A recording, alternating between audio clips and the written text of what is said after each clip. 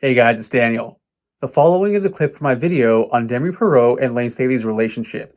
If you want to see the full video, it's linked below. Given Demri's charming personality and good looks, it's no surprise a lot of guys were attracted to her. There was one specific situation in particular where this became a problem for Layne. Though Layne and Demri were crazy about each other, they both cheated on each other multiple times. One particular instance which really bothered Layne was Demri Parrott's relationship with Dwayne Bodenheimer.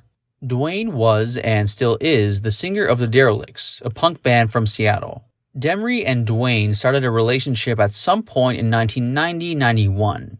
The problem was, Demri's relationship with Dwayne began while she was still with Layne. Dwayne Bodenheimer and Demri saw each other usually while Layne Staley was out touring with Alice in Chains. For his part, Layne Staley had his suspicions and eventually knew what was going on. He confronted Dwayne Bodenheimer about the situation several times, most notably during the shoot for the movie Singles. Shot in Seattle from March 11, 1991 to May 24th of 91, the Singles movie holds a unique place in grunge history. Musicians from several Seattle bands including Soundgarden, Pearl Jam, and Alice in Chains were involved with the film in various capacities.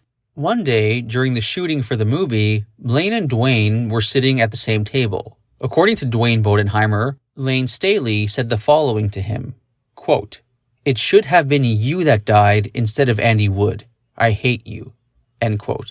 Andy Wood, of course, was the lead singer of Mother Love Bone and Malfunction. He died of a heroin overdose on March 19, 1990, about a year before the Singles movie shoot. Regarding Layne's comment that Dwayne should have died instead of Andy, Dwayne himself once recalled the following, quote, "Layne said that to me, and that was very hurtful. It hurt me. I wasn't like a total jerk. I did have feelings. I felt bad about what was going on, but I couldn't help it because I really did love her. She really just, blew me away. Beautiful, amazing girl.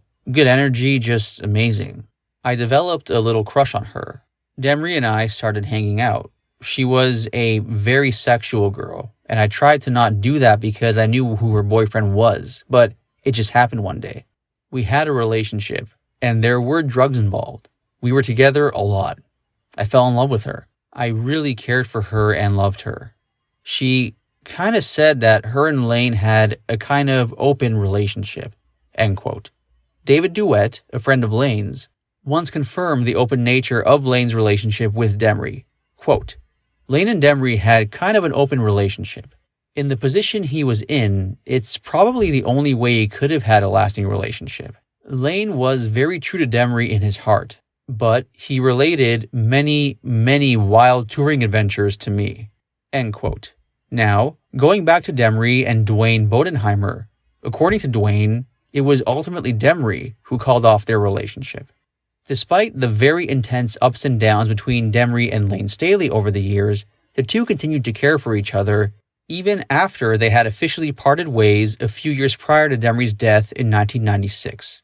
Though it is known that Layne Staley and Demri Parrott were not together during the last years of her life, it's not clear exactly when the breakup took place, or who exactly broke up with who. According to musician Randy Biro, a friend of the band's who also contributed some vocal work to Jar of Flies, it was Demri who broke up with Layne. Quote, "She stopped seeing him. She tried to get away from him because she felt like she was going to ruin his life. He was in love with her. But everybody knew that Layne was blaming Demri, and people were trying to keep them apart all the time. So I was under the impression that she tried to get away from him to give him a chance to live life. I, however, had no interest in breaking them up. There was no one to blame for his drug addiction.